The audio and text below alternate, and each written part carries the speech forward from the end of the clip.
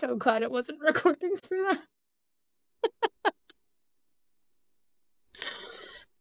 Welcome to Beers and Biscuits, a dogcast for the rest of us. I'm Karen. And I'm Nicole. Grab a beverage, give your dog a biscuit, and enjoy the conversation. So, what everybody missed before I hit record was Karen saying that she's dying. So, I don't want anybody to miss out on that. I'm 34. I'm old, okay? I hurt my back, people. 34. Oh, to be that young again. But see, like, I also don't think it's old. Like, I'm proud to be 34. Like, I don't have issue with age. I just wish my body also got that memo that, like, we're not old. Yes. You know, get it together. We're not throwing our back out because we slept wrong last night, you know? Right, yeah. I just wish my body would be in the same decade. Like, my body's like, 90 years old. Yes. Like, come on, work with me. Work with me a little bit. I'm supposed to be enjoying, this golden era time. I was either 31 or 32, and my doctor told me I had the neck of a 60-year-old. And I was like, so what does that mean when I'm 60? It's going to be like I'm 90? Thanks. That's great. I love this information. Nice. All of this is not even remotely related to what tonight's episode is about. No, not even close.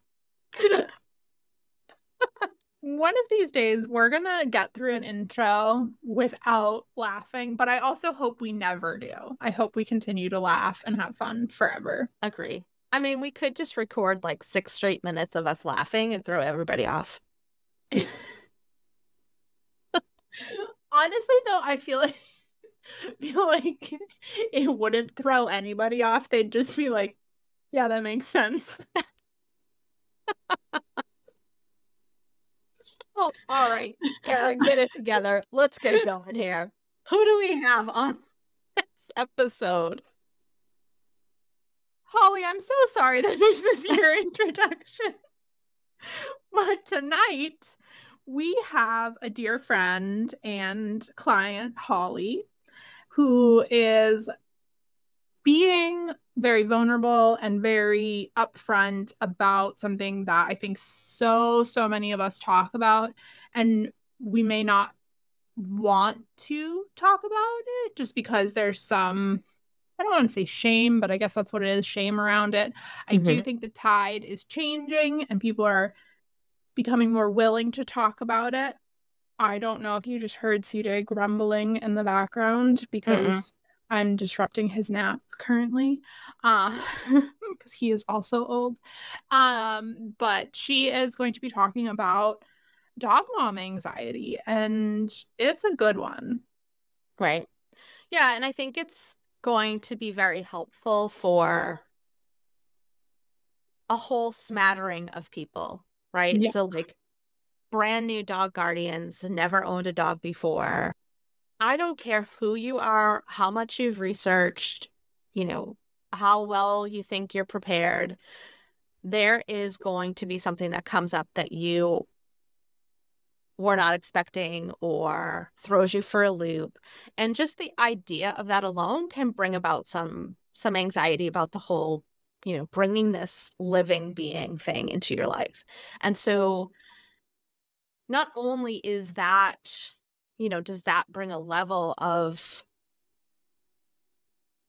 emotions to the dynamic, but then also when, you have other things to consider, like Holly talks about, they had cats. And so now it's how do we, safely integrate them? How does she work from home and, be able to have a dog that's got some needs? And so, all of those things together would just normally be a source of anxiety and possibly some frustration and, a lot of like internal questioning. So I think hearing somebody else kind of walk through all of that in a very open manner, I think will be so helpful for a lot of people.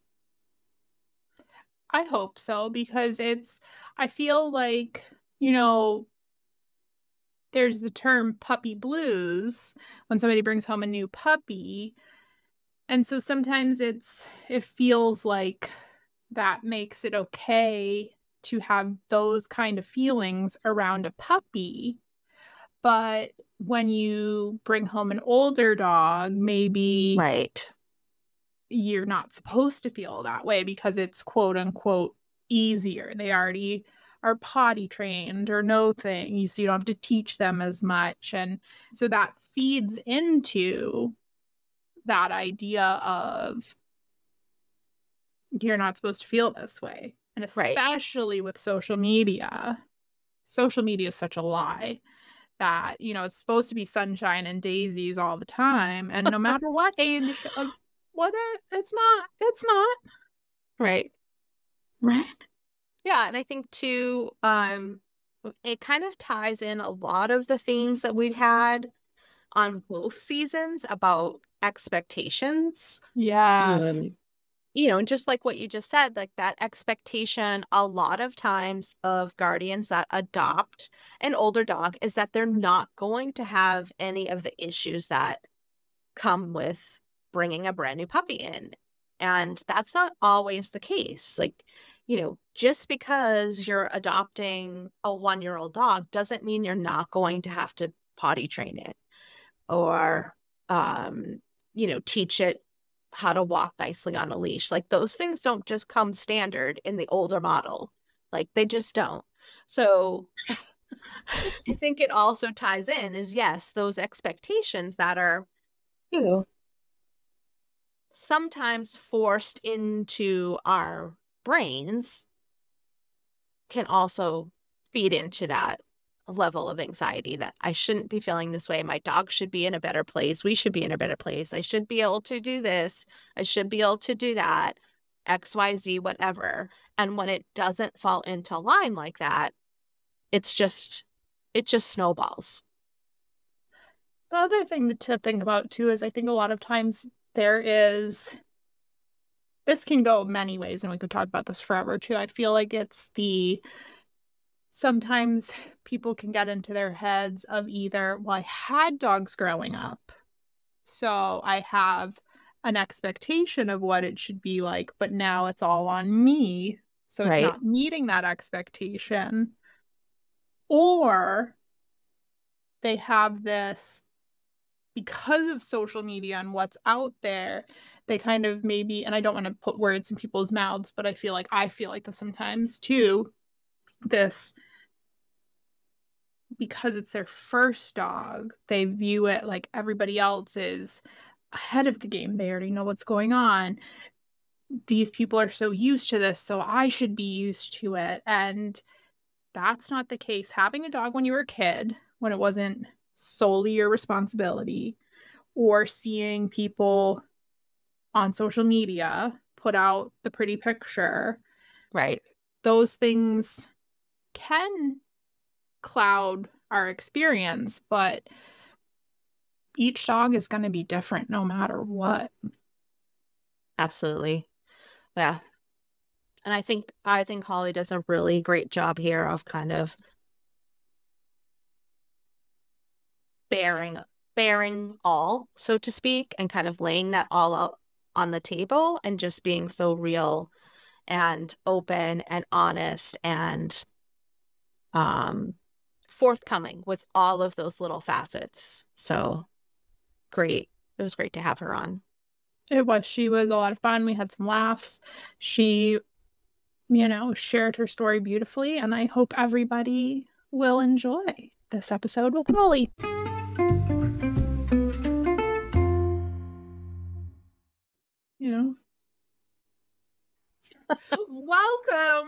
Welcome. I am, as always, as I say in every episode, I'm so excited for this tonight. One day I hope we have somebody on that I'm not excited about, so I'm so excited. If it's fall asleep in the middle of it and right, you're recording, that makes for great radio. podcast, Yes, whatever. but tonight our lovely, lovely guest started out as a client of mine and has quickly and swiftly moved into the friend category. Nice. We still work together from time to time, but I am so excited to introduce you all to my dear friend, Holly. So if you want to introduce yourself a little bit, Holly. Sure. So my name is Holly Lozeau. I am very new to being a dog mom. I've only been a dog mom for about a year now. So I'm just very excited to come on and chat about my girl, my Betty. Her name is Betty Rose, after the fabulous Betty White. My wife is a big fan of Betty White, so yeah, it's been a journey. Lots of things to learn, of course, as a new dog mom, dog guardian. So yeah. Welcome. I can't wait for everybody to see pictures of Miss Betty too, because she's just the cutest little. I mean, I shouldn't say little because like she's a pit bull, but like she's just a little girl, and I love her. Yeah, she is truly, truly a sweetheart. She is just such a love bug. So she loves people. She loves you, Karen. We walk on a path right across from Karen's house, and she will often stop at the end and look fondly over to Karen's house across the street. Be like, oh, yes, I like that lady. She has treats in her store. It's the treat house where everybody stops to get their treats. So. Yes, we love that. We love it. But yes, I'm somebody that struggles with anxiety in general. So I really wanted to just, kind of come on and talk more about how that journey has been as somebody with anxiety, and then that just kind of going over into like dog mom anxiety. It's a real thing, and for anybody else that's struggling, I just want them to feel seen and that they're not alone. Right. Because it definitely is tough. How I wish this was around 10 years ago when I brought CJ home. So I think so many people are going to. Right. Especially for new guardians, right? Because I feel like it's like an unspoken thing. Yeah. Right? Like, you bring home a dog, a puppy as a new guardian, it is overwhelming, to say the least. But I think something that we don't, in general, as a society, discuss enough is mental health, and how things that seem like normal everyday things to some people just aren't and can't be to other people. And so I think this will be very helpful for a lot of those new guardians and experienced guardians that are kind of suffering in silence, because it's just not something that we talk about. Right. True. Yes. And there's so much shame around that. And I just want to start talking about it more. People that are close to me in my life, know that I've always struggled off and on with pretty severe anxiety, I would say, and depression as well. And then, having a huge change like this, something that was really completely new for me, it's a lot, and I think I will just start out by saying, honestly, I did not want a dog. I did not want to ever get a dog. I did not think that was something that was going to be a thing for me. I grew up with always having a cat, but the cat, cats are so independent. I very much relate to cats on a level. So I understood, and we have two cats now as well, but I could just relate much more to cats and them being very independent. They eat when they want to. You don't have to be around all the time, worry about letting them out to go to the bathroom. Right. So, that was really my experience. I wasn't around any dogs at all growing up. I mean, our family didn't have any. The friends that we saw, nobody really had any dogs. So the few little experiences that I did have also weren't so great.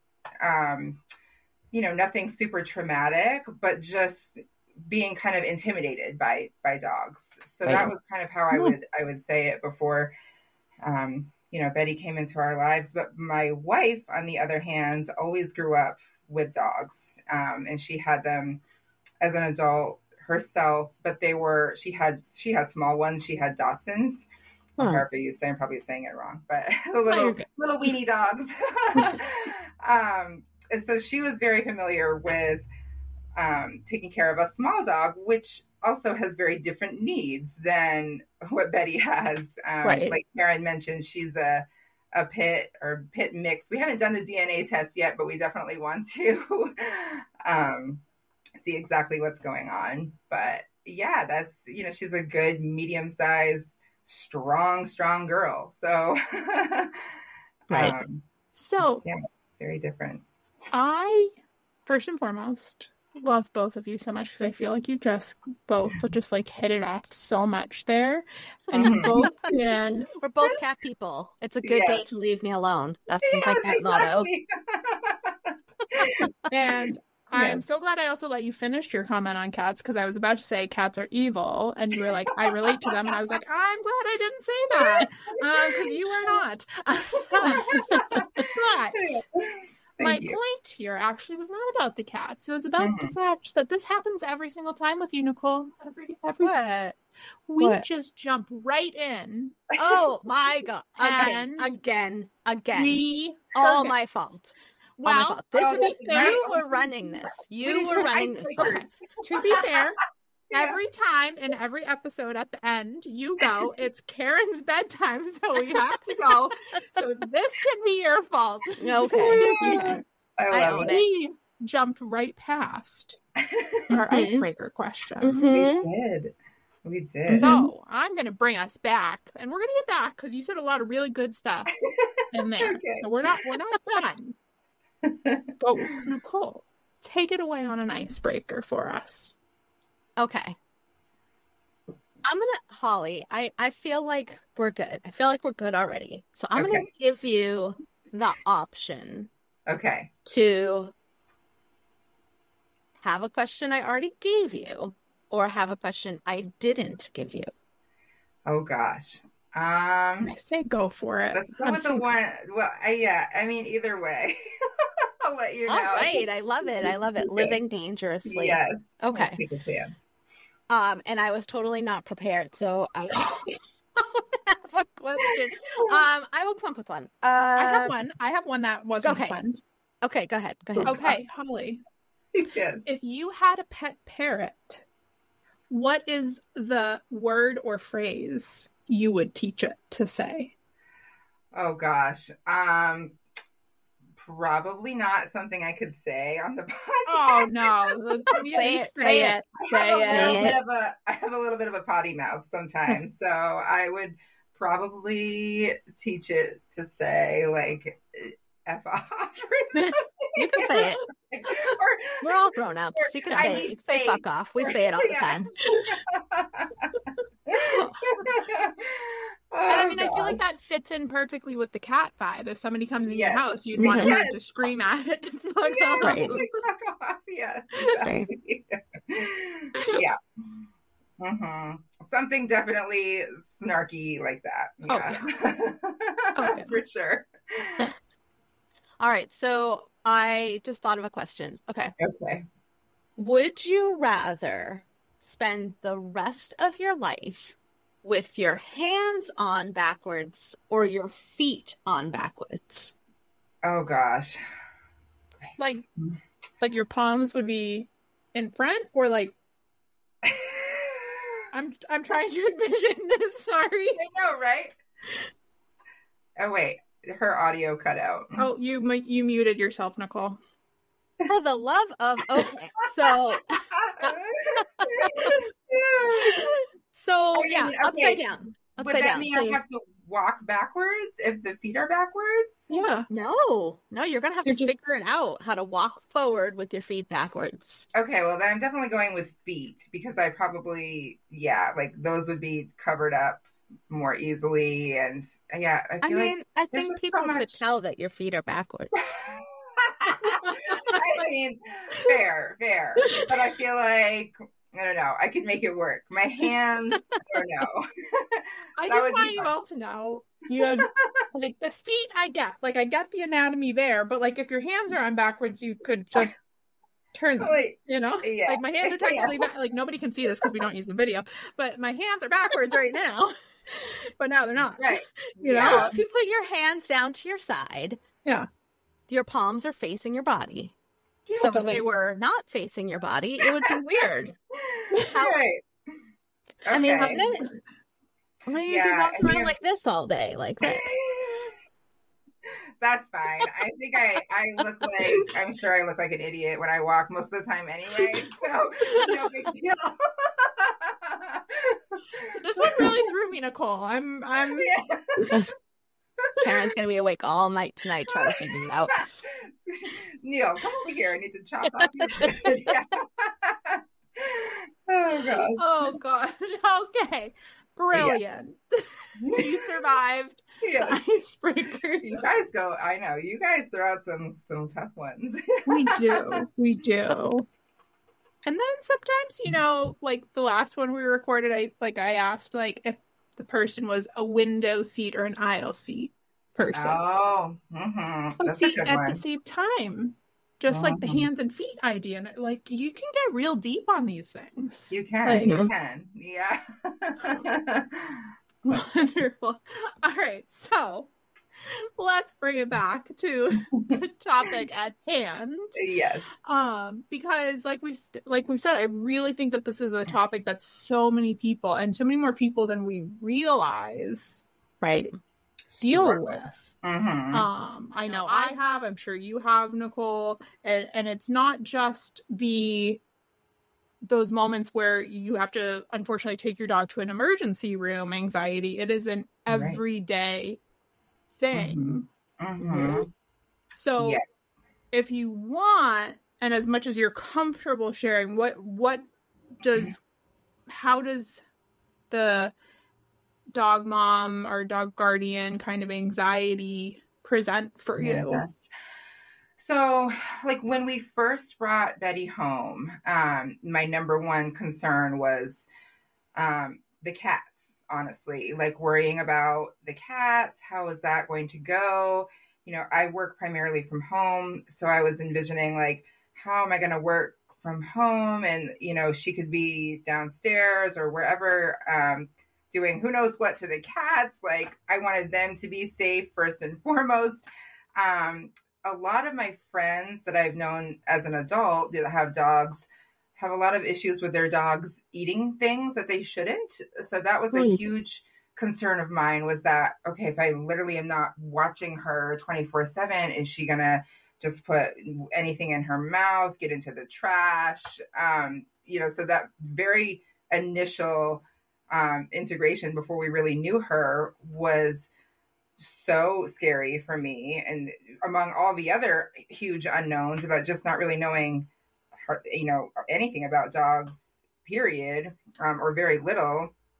That was just kind of my experience, was, oh my God, this dog is going to immediately eat something that she shouldn't and need to have emergency surgery. Like my brain just automatically goes to those worst case scenarios. Right. And now, you know, she is a little bit of a reactive dog. She has some leash reactivity with other dogs. She's great with other people. That doesn't bother her. And, you know, we live up here in New Hampshire where there's constantly snowmobilers, four-wheelers. She does great with those. She will stop and just sit and wait as they pass. She's learned that really well. But in terms of seeing another dog while she's on leash, that is a whole other issue, and one that we did not anticipate. I didn't know anything about reactivity really until I met Karen. And that she still struggles with that, to be honest. It's been a little over a year. We are still working on that. She's gotten a little bit better in some regards, but it's always a struggle. So even just going out on our daily walks is very anxiety producing for me, because I have that fear of, is there going to be an off-leash dog? Is there potentially going to be a wild animal? We're out here in the woods. Right. I'm not a super outdoorsy person, but I'm like, okay, is something just going to pop out and, freak both of us out? So that's always a concern. And just the general day-to-day stuff. She's a very routine girly, which I appreciate and love, because I'm the same way. So she loves her schedule. But if anything is like slightly off, my brain instantly goes to, oh no, what's wrong? Like the past few days, she hasn't been eating all of her dinner, which she has done before. Sometimes she saves herself a little midnight snack, but it worries me, because I'm like, well, why aren't you eating it all? Like, what's wrong? Same for if she was to like sleep longer than normal. Just any of those things, particularly related to health, it gives me a lot of anxiety. There's just so much still that I have yet to learn. And yeah, it's a lot. So, I mean, it seems like probably minor things to other people, and probably seems ridiculous to hear, but I want the best for her, and I love her so much that, just to think about her being potentially in any kind of pain or discomfort, I just want the best for my baby. I don't think it sounds strange or anything like that at all, because I remember, I look back on when we brought CJ home, and, I did all the research. I heavily researched shepherds. And so I knew I was getting this high energy dog that I was going to have to work and do all of this stuff with. And I got a couch potato. But the first year of my life, because I had this idea in my head, I was at the vet so frequently saying, like, there has to be something wrong with this puppy, that my vet at the time had to tell me, Karen, stop coming here. There is nothing wrong with this dog. He's just lazy. Right. So I think it's, and like you said though, like I would have loved to hear that. So I don't think it's foolish or anything like that you have those feelings. Right. Like, as I think for most people that have anxiety, it's that fear of the unknown that is always fueling it, and we just want to have the reassurance. And of course, sometimes we can't get that immediate reassurance that we need. There's no guarantees that something will or won't happen, or that, there is or isn't something wrong. And that's what makes it a real struggle, because nobody can tell you 100%, like, oh yes, your dog's like not going to get this, or you're not going to see an off-leash dog. That's all very real stuff that could happen on any given day. And that's just the risk that we take. I don't think that goes away, Holly. I don't think, I mean, I can't even tell you how many dogs I've had over the years. And still, I mean, it's a little bit different type of anxiety. I feel like I'm a little less anxious about the medical type of things, just because I've had so many dogs, and I've also like worked in vet hospitals. And so I'm more, I feel like I'm more equipped to kind of just ride that out a little bit. But I think it also comes down to knowing your dog, right? So, when I had Zed, if Zed was not eating, that was definitely a trip to the vet, because he was voracious and he never missed a meal. And so knowing your dog, like, that would be a source of anxiety for me. But then I look at like Charlie was just kind of like, yeah, I'm kind of extra tired today, so I might just, not eat the whole thing. And so I wouldn't necessarily like jump right into, oh my God, There's I need something to go to wrong. bed. It would be more like, okay, let's see how he is in the morning. But I think that just comes really with knowing your dog. Yeah. Which takes time. It takes time, and it takes, I mean, honestly, probably will take more than one dog. Yeah. For you to feel comfortable in that. But for me, I think my anxiety is kind of what you touched on more, is almost like that fear of the unknown, in the respect of, did I make the right choice bringing this dog home? Right. And that, for me, that can spiral, because then it's like, okay, well, I had the same thing with Peter, bringing Peter into the house with my cat. That took a lot of work. I have a really good solution for you guys, though. Just don't get any more cat. Oh, I can't wait to bring Huckleberry up to see you, Karen. And I'll just sneeze all over him. But I mean, that was like going on, like in the back of my mind, like I really wanted to get another puppy. But at the same time, I was like, did I just fuck up everything? Like my life, the cat's life, like did I just blow it all up? Right. And I didn't, but that still like took hold. Oh yeah. Yeah. And so that's kind of like that unknown part for me that I will stay up all night thinking about. Yeah. And I mean, and speaking of the medical side of things, I mean, I think that's probably one of the biggest areas for me, truly, is just because I don't have that experience yet with her or other dogs. And I kind of rely a lot on my wife's experience with like her previous dogs, and truly just this community, like you, Karen, and other people that I follow online, to kind of just get that sense of like, no, okay, this is a normal thing, or this is something to kind of be concerned about. But you guys had a great episode the other day. I think is it Erica? Is that her name? Erica and Mac. Yeah. And I love listening to that episode, but then, to be completely honest with you, it truly sent me into a little bit of a panic attack and spiral, because I was like, oh no, Betty's definitely going to get this. I think the fact that Mac had, his surgeries and stuff at such a young age, like in my brain, I would expect, okay, as a dog gets older, for sure they're going to start having some problems, some health issues. Their joints are going to get weaker. But when you hear about somebody, that has a dog that's had these major knee surgeries at like 2 years old, my brain is like, oh my God, Betty is 3. Like, this is going to happen to her. Or then I'm watching her walking and I'm like, is she doing any of these things? And she hasn't been, but there was a point in her story where she talks about,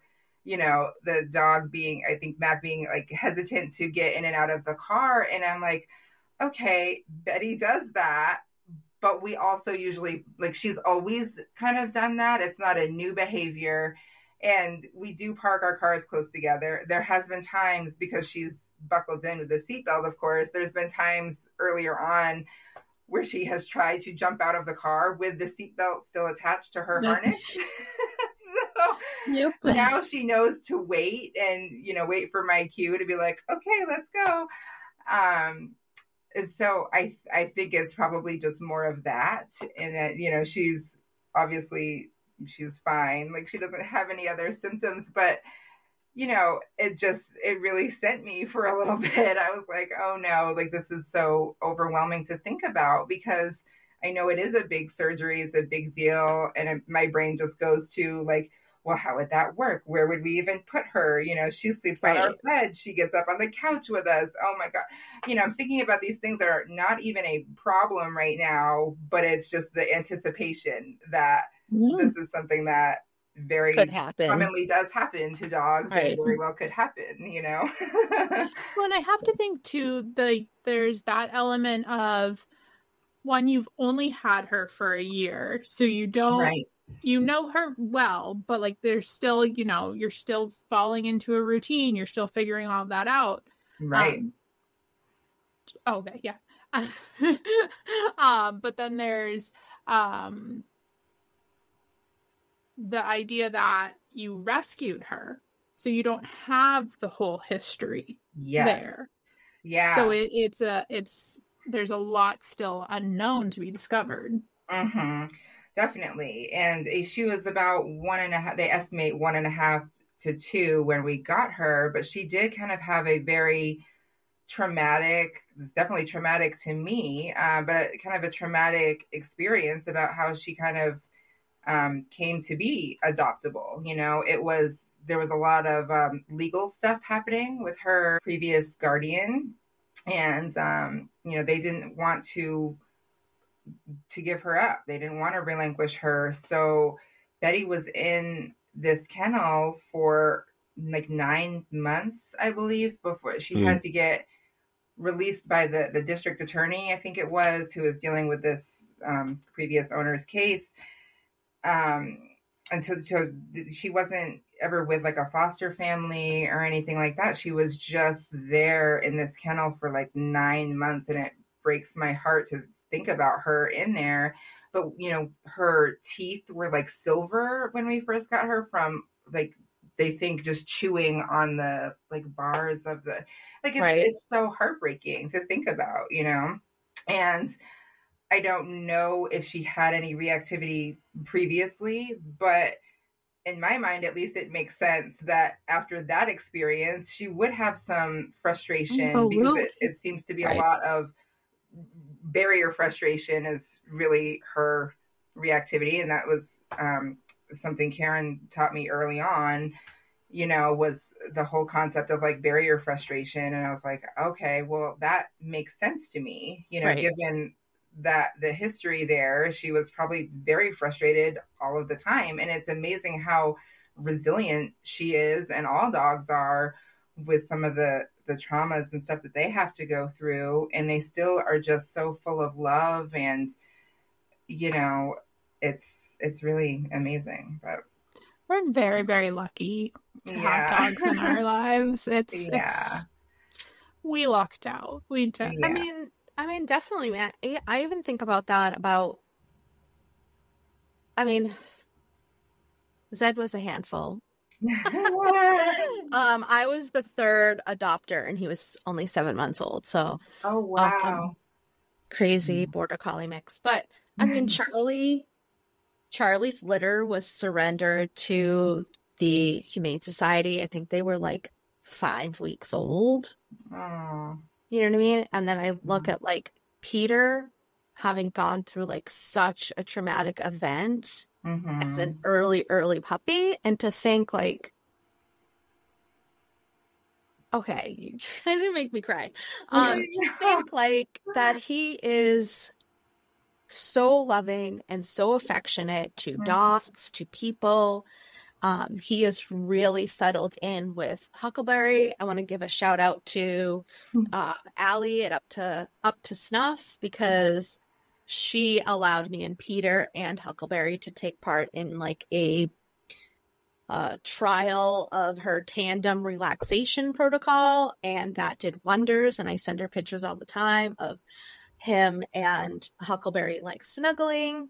But I just think like, I really, really lucked out to have gotten a puppy that is just loves everybody and everything, considering where he came from and everything he had to go through to find a home. So it's like, I feel like we don't give that enough weight sometimes. Right. And then not to say us, like, us here, but I feel like a lot of times people go into adoption, or people go into even training, or people even go into rescue thinking like, well, as soon as we get the dog out of that environment, then poof, everything Good to go. right. It's, we don't have to worry about that anymore. Mm-hmm. And so I feel like that doesn't get enough traction to, to really like understand that it's normal for you to have these feelings, because there is so much that was out of your control before you got her. Right. And that nothing that she comes to you with on day one, that doesn't have anything to do with you. Right. And so I feel like a lot of times we just need to remember that, especially when we're trying to help guardians that, do have these feelings. Mm-hmm. Right. I mean, I feel like it's just a good rule all around, for dogs and people. Like, you never really know truly what somebody has been through. So be a little kinder, be gentle, because these things are hard. And I truly, we took her to her first class with Karen only two or 3 weeks right after we got her. So she was still very much like decompressing, trying to figure everything out. And it really wasn't until we went there that we learned a lot through those classes about, okay, well, she's definitely a little reactive. There's some stuff going on here that, it's not that we were like not told, I guess, by the sorry, my cat is like, hi, I want to be part of the show. Not that the rescue didn't tell us per se, but I think she just didn't, she didn't get to spend a lot of time with Betty. She was like, oh yeah, this dog gets along with cats, other dogs, like she's great. And she truly is. And she does, like the dogs that she's actually met, she does get along with. She plays with them. She likes to play a little bit on the rougher side, but she has a good time. She hasn't had like a horrible time. It's just, how she acts being on leash. But I specifically remember going to, I don't know which class it was, Karen, but I think we had gone outside to try to work on like loose leash walking skills, and she was not having it at all, because then she could see the other dogs. We also were dog sitting at this. We had committed to dog sitting for a friend before we got Betty. And so she had a very quick introduction to this new dog friend, and she was also part of the class, but there was a lot going on. And my wife had asked the question in this class of like, well, how can I get these dogs to like settle down being around each other, because they were both like so high energy, and it was a lot. And Karen was like, she needs a break, like very clearly, like your dog needs a break. They need to be separated. And I was just like, oh no, like, because she could tell that, very clearly that like Betty was probably stressed and struggling, but I didn't know all the signs to look out for. And in my mind, I remember, talking to her afterwards and being like, okay, well, I thought that all dogs just love to like play with each other. That my assumption was that, oh, this is a good thing. Like, yay, she's just playing with other dogs. That's how it goes. And no, that's not the case for all dogs. It's definitely not how it goes. But my heart sunk because I immediately felt like I was failing as a dog mom. And, and Karen, you saw that. You were like, and I so appreciate that. And I remember that so vividly, because you came up to me and you were like, I can see you're struggling with this. And I was like, I wanted to just like cry, and just, I was so upset that night, because I'm like, oh wow, we've been putting her under this stress, and she's already new to our home and trying to decompress. And I've I know what it feels like to have anxiety and be like stressed all the time. I don't ever want my dog to feel like that. I don't want anybody to feel that struggle because it's hard, you know? So I was beating myself up a lot after that, you know? Yeah. And I just want to add to that these two dogs, Betty and her friend, they weren't playing poorly or anything like that. They were just keeping each other at a 10 when the humans were like, I need you at like a 6, you know, just for me, like just bring it down. And I think, you know, the beautiful thing too is that you guys listened, you took that initiative and you weren't doing anything wrong. And I think that's so important for so many people to hear, that unless you're using a prong collar, choke chain, or e-collar, you are not doing anything wrong when you don't know better. Right. So you guys have done such a wonderful job with Betty. Thank you. It means a lot coming from you. I mean, you can't know what you don't know, right? Right, and right. Karen, we just had an episode that isn't out yet that I've been editing about being a little bit more graceful with guardians and tool usage. Mm. The Karen's like, shut up. Fine. I take back my previous sentence. Only that one part. Everything nice I said about you, Holly, stays. Yes. But I mean, you can't know what you don't know. And that's precisely why Karen exists in her job. And I am so thankful. In her function is because you can't know all of those things. Right. And I'm just grateful that she exists here and in our community, because it is a huge struggle too. And like I was researching a lot of stuff before I met her and before I went to this class, you know, before Betty came home, of like, okay, like things that you should do. It just, you know, as a new dog guardian, and it's very overwhelming. As you both know, there's so much knowledge on the internet, but the stuff that's not good, you know. And a lot of stuff that I saw was things that we knew going into it that we didn't want to use e-collars, anything like that was going to cause harm. So that much my wife and I both agreed on, we knew. But other than that, it was pretty vast in terms of like, okay, what to do, what not to do. Right. And I remember specifically just reading so much stuff about you having to be like the alpha for your dog, and this whole hierarchy thing. And, you know, never let them walk in front of you or go outside first. You should always be the one to go out the door first.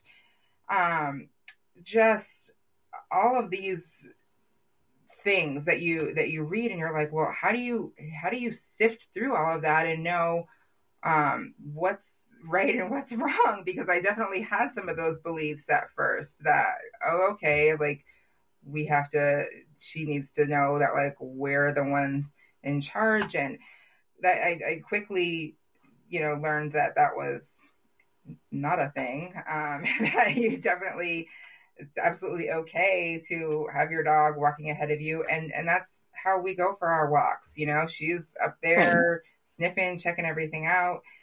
But there's just so much misinformation that as a brand new dog guardian, like, what the hell? Where do you start? And then you come to my class and I just shit on everything, and I'm like, no, your dog doesn't give two shits if it goes out the door ahead of you. You're fine. Just go out and enjoy it. Yeah. And I was like, oh, wow. Yeah. She's like, yeah, I have, 30-foot leashes for my dog. And I'm like, oh, wow. Okay. So you don't have to like hold them on this, everything that they sell in store. When we were getting all the products and stuff set up for her, I don't know what the standard leash length is, but it's short, I mean, we have one, but we don't use that ever for our walks. She's way out there. So, But yeah, that's a lot of what you see. I feel like people, just using these like short leashes, their dogs are walking nicely by their side, and that's how it's supposed to be, But no, I've learned a lot. So I have a question for both of you. Okay. So kind of going back to the idea of the anxiety around bringing the dog into the house with cats, because obviously for me the obvious thing to be worried about is that the dog's going to eat the cat. Right. I don't know if that's the obvious thing or not, but for me that's where my brain goes. So like I want to kind of hear from both of you. Like, I'm sure also it's that like the cat's not going to like the dog, but what is going on there? Well, our two cats that we have are very strong-willed, and they're not your typical cuddly, want to snuggle all the time kind of cats. They're very much like, fuck off, like we'll come to you when we're good and ready, otherwise just leave us alone.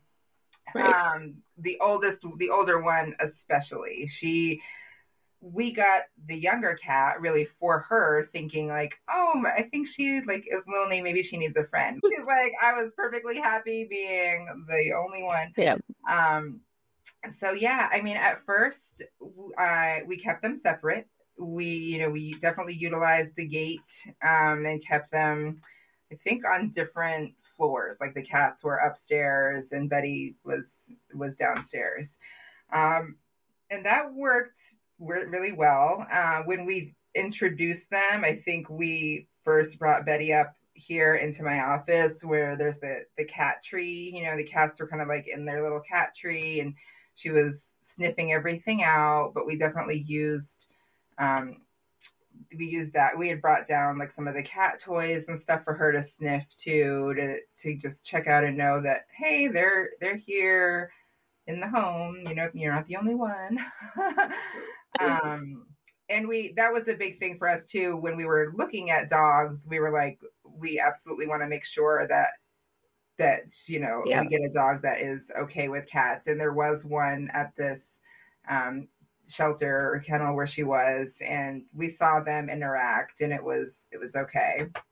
So after keeping them separated for a length of time, we eventually she kind of came in and saw them up in their tree, and we just kind of look at them. But I don't remember exactly what we did aside from that, but she was good. I mean, she has a healthy respect and fear of them, a little bit of a fear of them, especially the older one mainly. She's actually friends with the younger one. They will bounce around like and play with each other as much as a 58-pound pit bull can play with a 7-pound cat. He's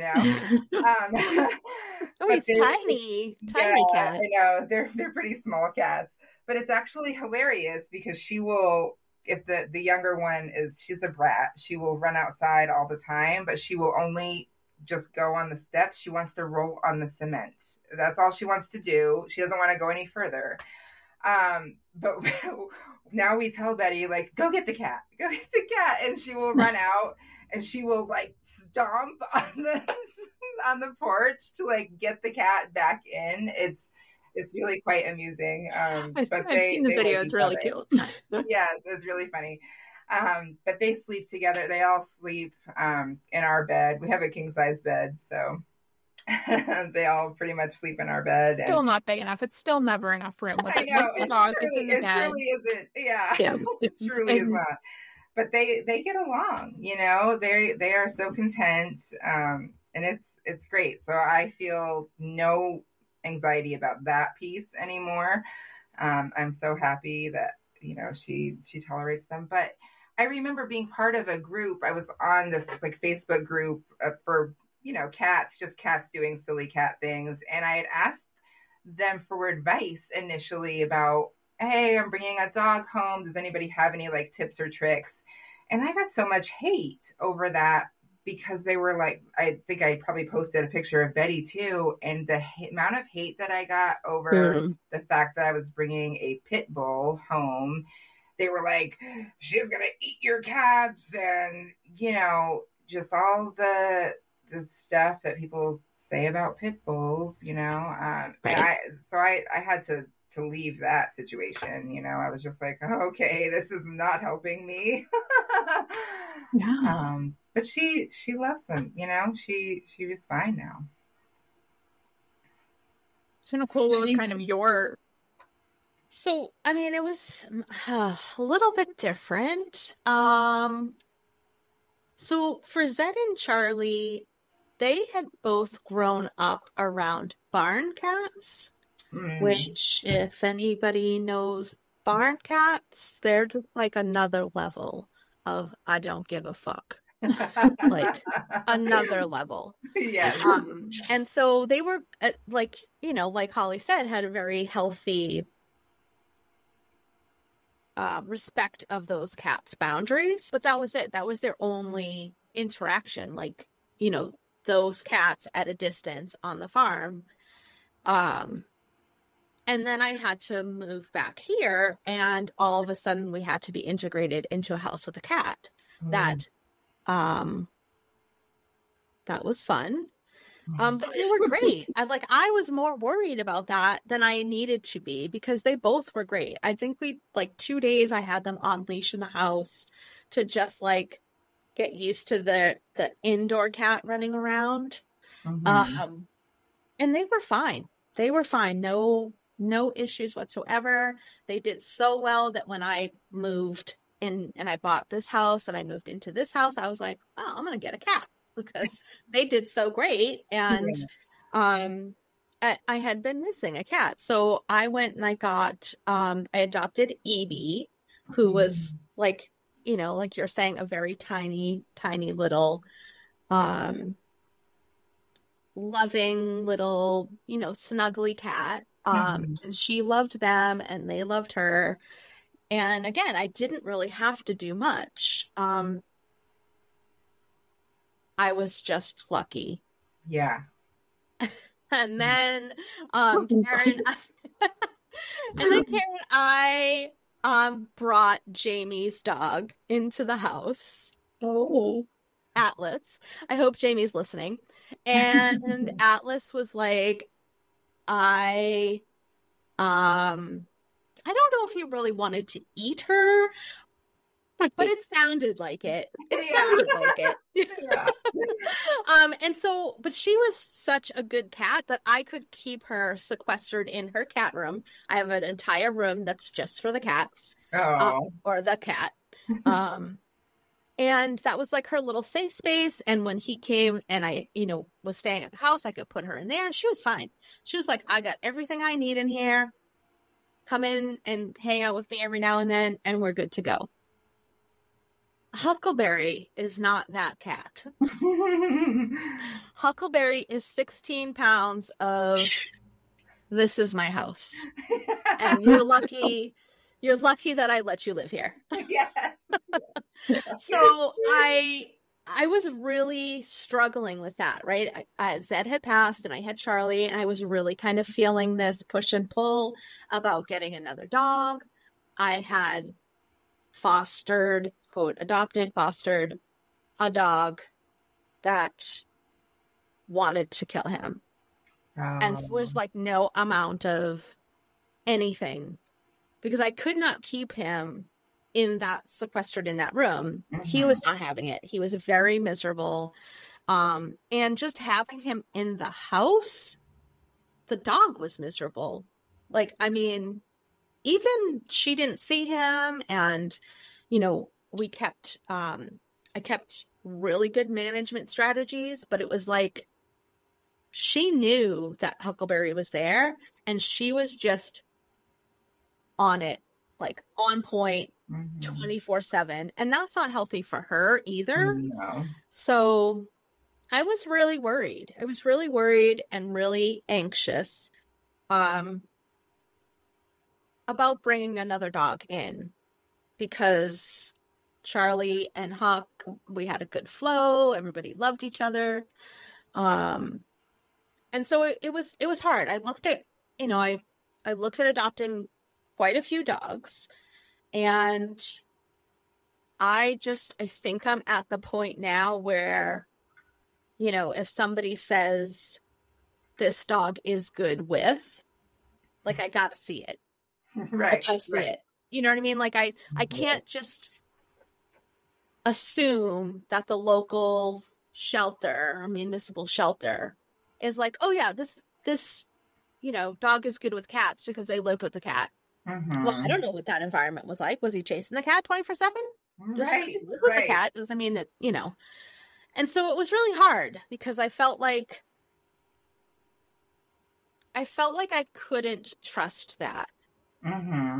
Spending years in rescue and having lots of dogs and being a trainer for a long time, and working with people that had dogs from rescues, and sometimes the narrative doesn't match up to the dog that's in front of you. So it was really hard. I ended up going with a puppy because in my mind that was the easier option, right? I could help him and teach him how to be okay with Huckleberry versus getting a dog that maybe already had this negative experiences with cats. But I'll tell you, it was rough, and I was very, very like in my feels about it, that I had made the wrong choice. I shouldn't have gotten another dog, even though it's a puppy. He did great for like the first 2 weeks, and then he was like, oh, cat, let me chase it every time it, moves. Right. Every time a whisker moves, I'm going to get up and chase down the hallway. And so I did. I had a lot of that anxiety and also that second guessing of myself if I had made the right choice. And that was really hard. Yeah, it is. I think that's a very common thing I can't speak from personal experience, but from a lot of my clients, I get a lot of questions about cats and the dogs chasing the cat, or what is this? So I think it's really great that you guys are willing to, share those stories about it. Yeah, for sure. So I have another question, unless Nicole has one, and I've been taking all of the questions, but if you have one, Nicole. No, I mean, I just kind of wanted to go a little bit deeper into, the actual, for lack of a better term, the mental health part of it. And, Karen being a trainer, sometimes we accidentally or on purpose, I don't know if you can hear Peter back there, fall into this role where we're helping guardians with that aspect of it as well, and not just we're helping the dog and you and the dog get skills and deal with things, but we're also sometimes helping you work through that emotional piece and that anxiety piece. So what was it, how did Karen help you with that? Or what did, I know she's like shrinking. I love when you make people talk about me. Thanks, Nicole. I'm going to go over here. Yeah, no, she helped immensely, and I mean, still does on a daily basis. And I go back and forth. I have like a love-hate relationship with social media and all of that, because so you were going to say Karen. Yeah. you can have a love-hate with me. That's fine. That's totally cool. I make you do things that you don't want to do, like walk down the neighborhood with the dogs. So you got to do it, Holly. You got it. So you can hate me. All right. No. But I'm not like, I'm definitely not like an influencer. I don't post a bunch of like, I mean, I post a lot of just like fun, cute stuff, mostly for like family and friends. But truly, in my mental health journey, just as me and as a dog mom, specifically like Instagram has really been helpful, and Karen is part of that, even though she's local to me, but I watch all of her stuff religiously. I just appreciate the realness of, anybody that is talking about like their struggles. I've always appreciated that Karen has been so open and honest about her journey, and I love that she has a reactive dog too, because it makes me feel less alone, then that's what we really want. Like, we don't want to feel like we're out here alone on an island struggling with these things.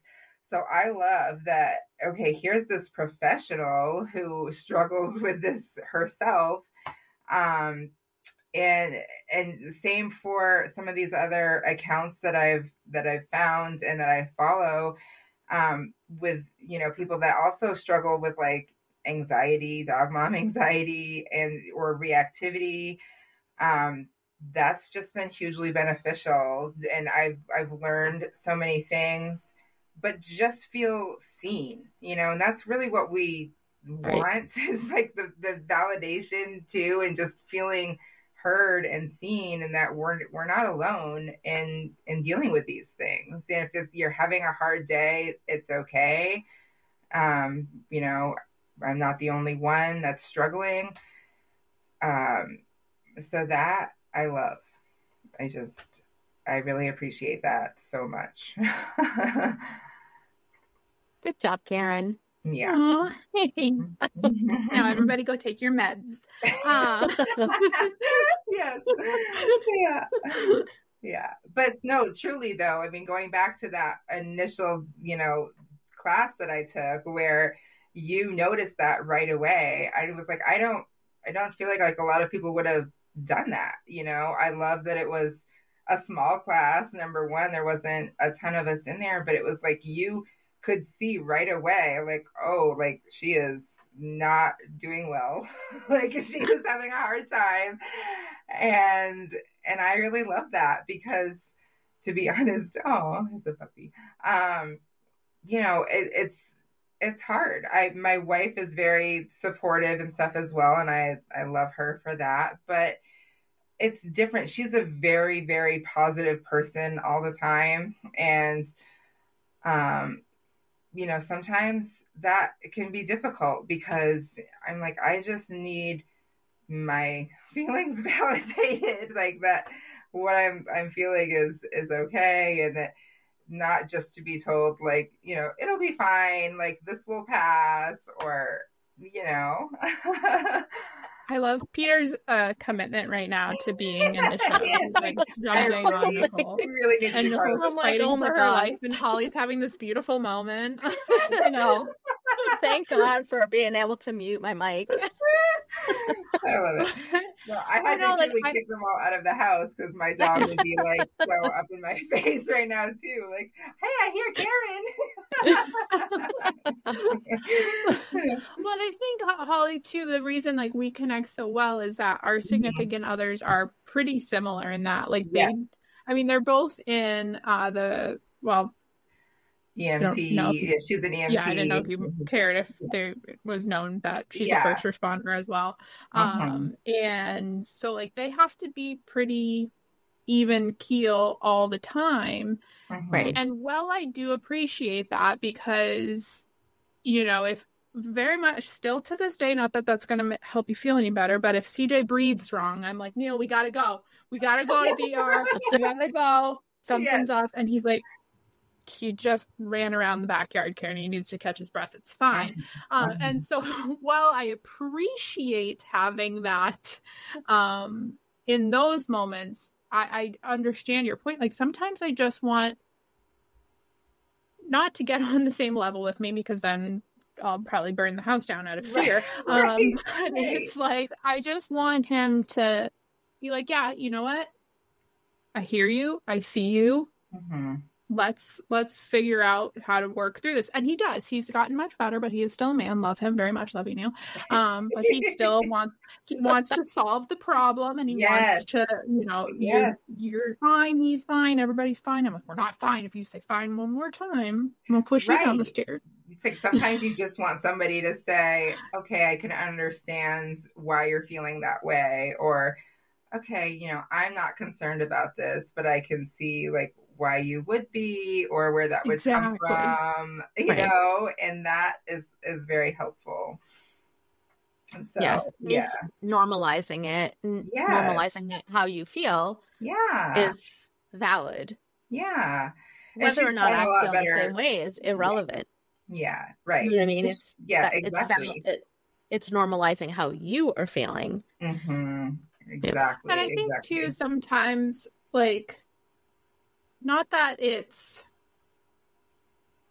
I never want to place the blame on like anybody else, but sometimes, like, I know growing up, like my friends and even my family at times, like I would always get the I'm so dramatic, or I'm quick to overreact. Yes. And so then in those moments, like the big one for CJ was when he hurt his knee. I had to initially, which sucks on so many levels, I had to initially sift through my feelings of, is he really hurt, or am I overreacting? And I hate that my brain goes there, but I have been told so many times I overreact that then that transfers into those moments. And so it quickly catches up with you. I don't know where I was going with this, but I hope you guys understand what I mean. You know what I'm getting at. I love that. I love you. Yeah, I know. But no, I completely understand. And we also kind of live in this society, or at least for me, it's always been that, you just have to keep pushing through, or like, I don't know, push your feelings down because there's still other stuff to do. I've always been a hard worker, I like to think, and I've gone to work some days where I would literally just cry at my desk because I would be having such bad anxiety, and nobody else is around, but here's me still typing away and doing what I need to do, even though I am having such severe anxiety.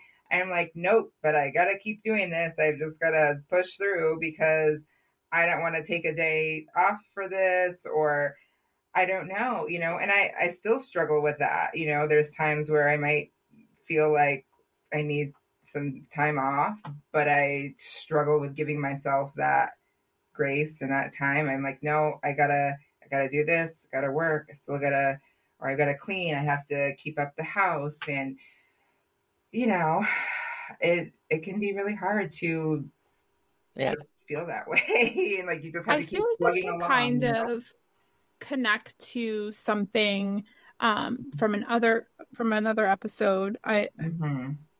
Forgive me, Nicole, you'll have to help my scattered brain here. But you actually asked a really great question of us and the guest that I cannot remember their name right now. Oh my God, I feel so terrible.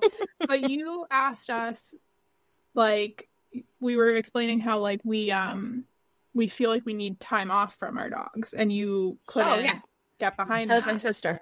Yeah. Oh, thank you. Okay. Yeah. Thank you. What is it? Carly. I had a C or a K in my name. I was like, CK. What is it? And so I feel like that kind of relates to what you're saying right now, Holly, that like we feel like we sometimes need those days off, but we don't know how to get there. So do you ever have that feeling of like, I just need a break from her for a minute? 110%. And honestly, I work from home the majority of the time. I am always here. I feel like I am always in my house. I never get out. So, my wife is the one that initially pushed very hard for getting a dog. And I don't want to say that she like, beat me into it or something. Like I went along with it, but it took a lot of months of her like constantly bringing it up and having that idea there. So, in my head, I was like, okay, well, if she's the one that's pushing for the dog so much, then, she'll be the one that's doing most of the work. Or you know, well, of course, wishful thinking. Yeah, wishful thinking, right? You know, I'm here all the time. You know, she works as an EMT, so she does 2 like 24-hour shifts a week, but then she also has another job that she does, and sometimes picks up extra shifts. So between all of that, you know, she's gone quite a bit, and then she's doing other things when she's around here. So I'm Betty's primary caretaker. And it gets to be a lot sometimes. It was very more difficult, I would say, in the beginning, because I was still trying to learn just so much about having a dog and that adjustment period. But yeah, even now I'm like, we are always together. I mean, there's rarely times that, you know, I'm away from her for more than like a couple of hours. You know, she truly is like my baby. We are just always together. And yeah, in the beginning, I definitely felt a type of way about that. I had some like resentment, because I'm like, I didn't want this dog as much as you did, or want a dog as much as you did. Like, why am I kind of the one that's doing a lot of the stuff, the training, the taking her for walks every day? And this is not to say I love you, babe, if you're listening to this. Like, obviously, like, she helps out and does, you know, the best that she can. It's just she's not physically here as much as I am. So it's just the natural way that things went, that like I'm really her primary caretaker. And even though she is a very like lovable, easygoing dog for the most part, you know, she still has a fair amount of energy.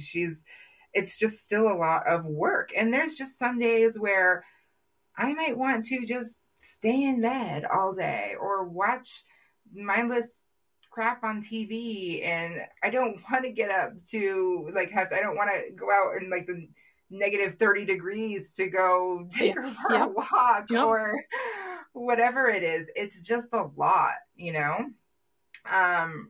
And there's a couple of weeks ago, she actually went to her friend's house, and she took Betty with her, and it was so nice. It was like just so nice to have a little vacation. Like, I was like chilling out in bed, like watching Love on the Spectrum. Like, you know, just had some me time. And I'm like, this is nice. There's no obligation to, okay, I got to get up and play ball with her now and take her for a walk. And as much fun as we have, it was just nice to have that break, like the mental break, the physical break of just doing all those things that you have to do on a daily basis.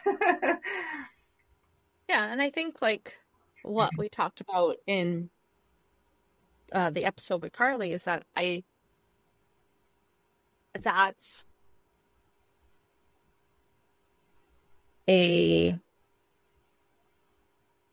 don't know how to say it without making it sound horrible. That's a foreign concept to me. Yeah. Right? Like, I don't ever want to be without Peter. Like, ever.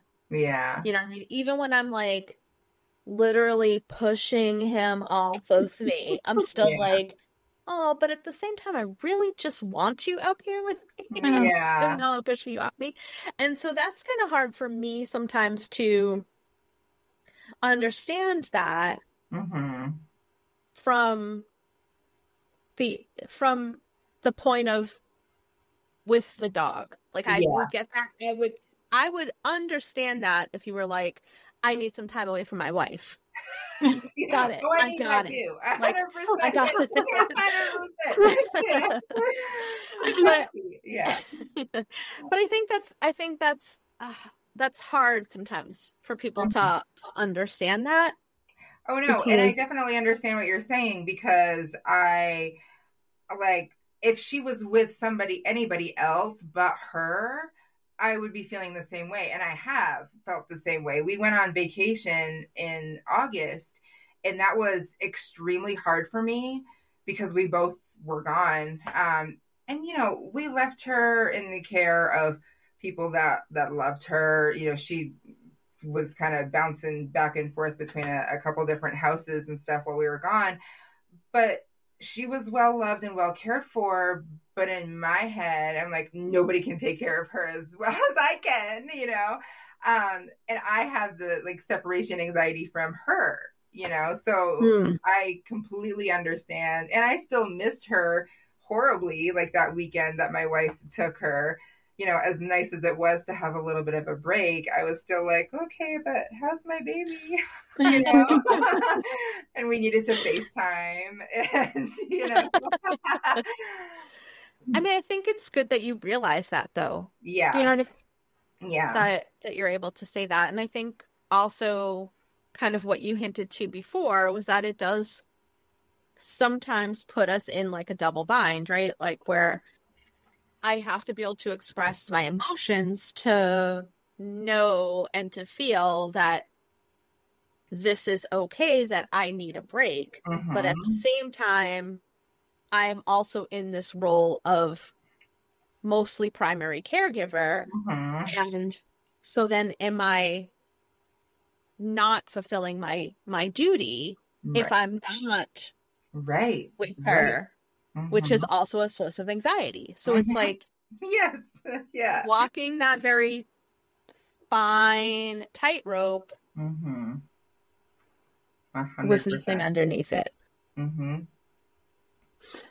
When I was just sitting here thinking about the two different things that you guys were talking about, because I feel like one of the first times you and I, Nicole, ever hung out, it was kind of the perfect example of this, because it was the time you came up and we were going snowshoeing, and you had Peter with you, and you said a couple of times oh, bring CJ, and I was like, no.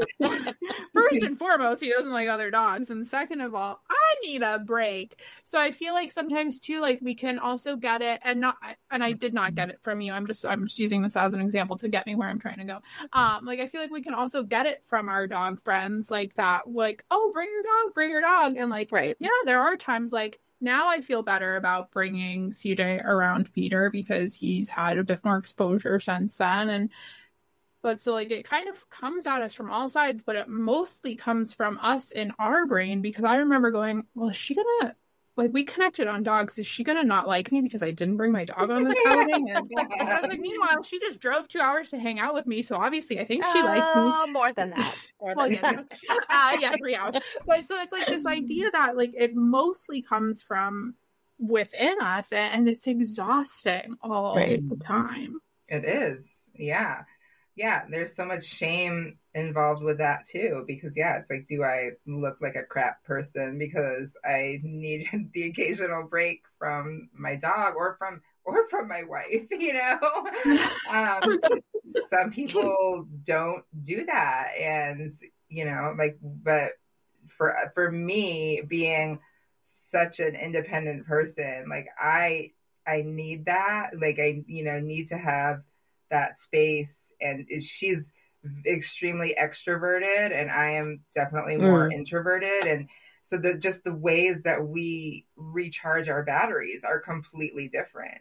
For her, she would be out doing stuff every weekend with friends, and I'm like, no, I just need to be cleaning the house, doing my normal thing, just watching TV, low key stuff. That's how I recharge. And if I do something with friends, or we have a game night or something, that's very draining for me. It's very fun, but it's very draining, and I need to just be by myself, not have any obligations and duties, in order to kind of charge myself back up, and we don't really talk about that often enough, and it's very hard when you have two people in a relationship that are different like that, because for a long time she would be like, well, but I want you to go visit a friend or something too, and I'm like, I don't want to. And that needs to be okay. I'm fine. No, I don't want to. This is my fun. Neil came home on time today, and he was like, "Oh, let's, clean up the kitchen." And I literally said to him, I was like, "I hate when you get home on time because then you want to do things."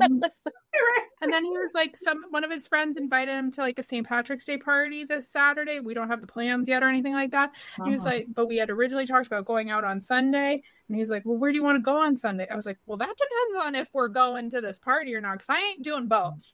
I ain't doing both. Yes, one or the other. Yeah.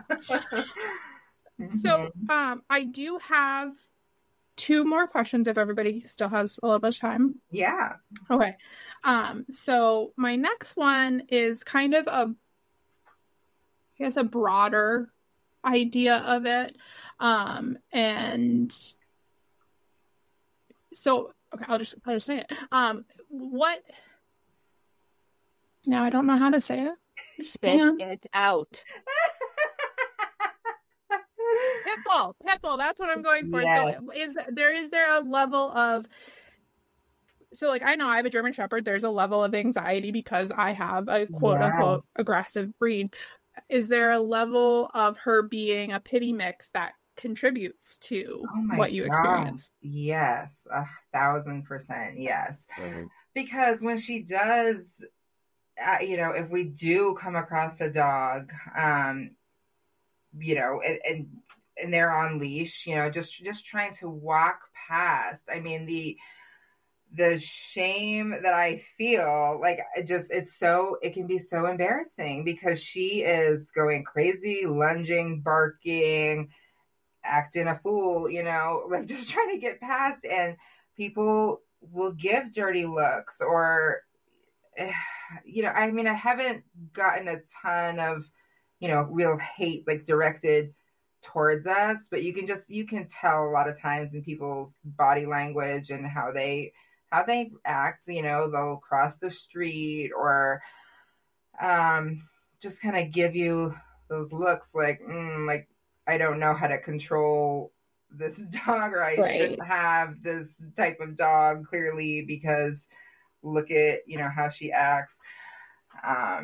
If she sees another dog, and we do take her out places still, into like pet stores or places like Home Depot, and for the most part she does great, unless there's somebody that gets too close. She does okay seeing dogs from a great distance. Don't ask me the exact distance because I'm horrible with that, but if they're because far I'm enough going to away, ask you in a session, I'm going to say, okay, how far are you away? Exactly how far. And Karen taught me that whole idea of like thresholds, and so she's okay with seeing them from a distance as long as we're not lingering around too long.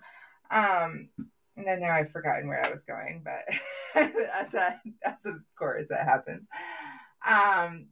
But yeah, it just, that can be very embarrassing too, because, if God forbid something was to happen, even if it wasn't her that was the instigator, or that, she went after somebody, like my dog would get blamed because of her breed and just the stereotypes surrounding that. So, I remember where I was going. Like we went into, I think, Petco, either PetSmart or Petco for something, and I love when people give their, unsolicited opinions all the time. And of course, one of the employees there, Betty started having a reaction because there was a dog that came, too close into her bubble. And he was like, oh, well, we offer like training. He made some snide remark about like, well, we offer like, training classes or whatever, like as if I, don't have a trained dog, like that she was just completely out of control. And I'm like, she's just having some feelings right now about, I mean, not even that. Not that you don't have a trained dog, but like that you don't have eyeballs. Yeah, like, right. Like I can't see what's going on, right? Yeah, like I'm already like I get it. Yeah, like, exactly. I'm in this right now. Like I can see what's going on. Right. Like, thank you for pointing this out. That yes, like she's having a reaction. Okay, thank you very much. So fortunately we haven't encountered a ton of that, but it definitely does happen. And it definitely plays into the anxiety because I want to be like her biggest advocate. And, I don't want people to feel that type of way or be terrified of my dog, because she truly loves people, like she has no issues with people. She'll go and kiss your face and just lick you to death. So. Oh, he takes treats so gently. It's like yeah. Well, and I also feel like sometimes too people seem to forget that like pit bulls have like a scream mark. Like they they're so happy that they're just but it sounds terrible. It does. The sound is the worst part, like she just when she gets really worked up or even just excited, like the sounds and that come from her can definitely be very terrifying and off-putting. I get it. If I was on the other side, I mean, I would maybe be a little bit alarmed too with those noises. And before I ever had dogs, I mean, if I went for walks or anything, just being out and about, and I heard dogs barking at me, just walking by kind of viciously, I would like get a little uneasy, and be like, oh gosh, are they chained up? Are they behind a fence? Or, because I don't want any dogs running up to me either, Right. Yeah. Listen, like don't think that I'm like super friendly because stay away, back up.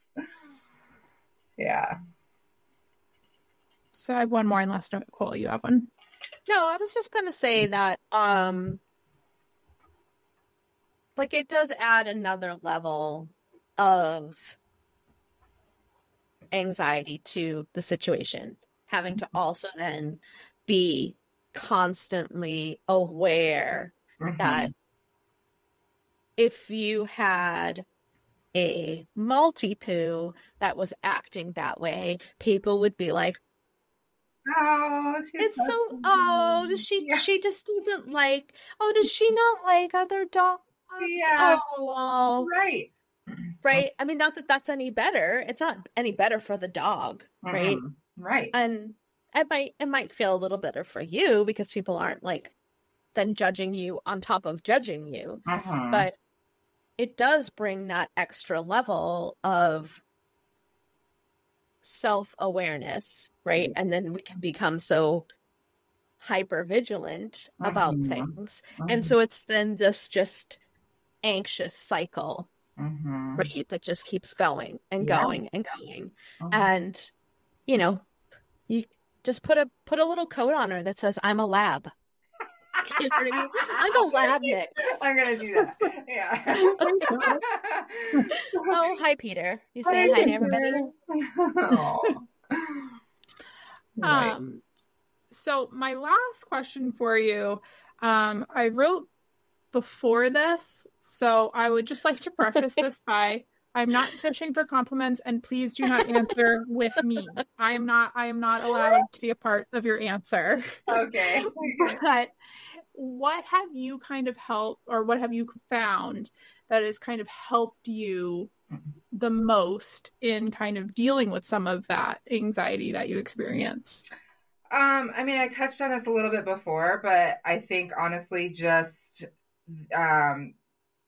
following other accounts on social media or talking to, friends or people in my actual life too that have more experience than I do with dogs, but seeing stuff that they go through is very validating for me. So that truly helps. I was just, before I got on here, I was looking at one of the accounts that I follow on Instagram, and she had taken her like pit bull to the vet today for some health stuff going on. And she was like, now I have to wait 7 to 10 days to get the lab results back from like a biopsy. And I was like, oh, I completely feel that. Like, she's like, I'll be anxiously spiraling until then. And I'm like, yep, like that would be me 100%. Like, well, why? I need the immediate answer. Like,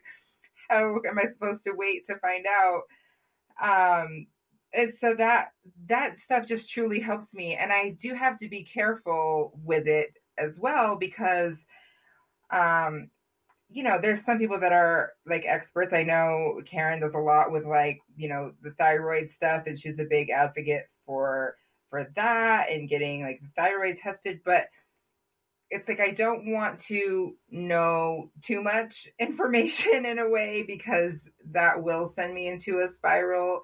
So having like a healthy amount of, okay, yes, there's possible things that can happen, but I'm not going to dive too deeply into researching all of the things that could go wrong, because I will just be like watching for that all of the time.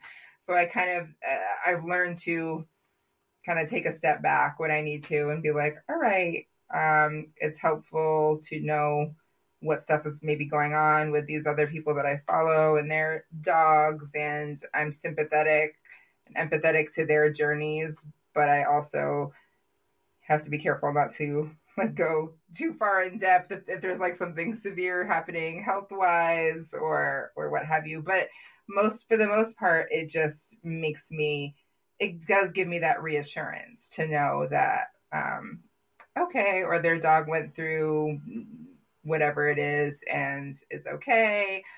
Yeah, so that really is a big help, I think. Probably the biggest. I mean, at the end of the day, like, there's not a single person out there that isn't going through something. Right. Yeah. And there isn't a single dog guardian out there that isn't going through something. Mm-hmm. I mean, I feel like I have a perfect dog.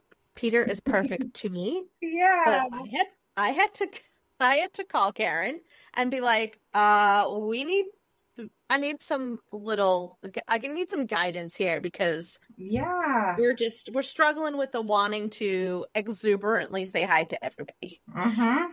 And so I mean, not that it shouldn't make us feel good that everybody struggles, but no, but just to know, again, like, right. The not feeling alone, and that exactly. Whatever you're struggling with, somebody else is going through it too. We're right. all in this together, whether you're new or a seasoned professional. Right. We all have stuff that comes up, and that's okay. Just knowing that it's all normal, it's all okay. We're all struggling and doing the best, trying to just be the best parents and guardians that we can be, right? Absolutely. At the end of the day. And the thing that makes me the happiest and feel the best is just, when she goes to bed at night and she has a big smile on her face with her little eyes closed, like, that makes me feel good. I feel like, okay, I've met her needs. She's feeling good. She's happy. And that just brings me the most joy, to know that, like, okay, I feel like I've done my job for the day, and right. She's okay. She's feeling good. She's happy. She's safe. Because you are doing a very good job. And I would tell you if you weren't. So Right. Keep it real. Well, thank you. Yeah. Thank you, Holly. This was great. Like, I really feel like we need to talk more about these types of situations, mm-hmm. because they are so real and everybody does go through it to some extent. And it's just, we just don't talk about it enough. Right. So, thank you. Yeah, you're welcome. Thank you for having me, guys. It's been fun. Yeah. Wonderful. Well, we hope you all enjoyed this episode, and please give your dog a biscuit from us. Until next time.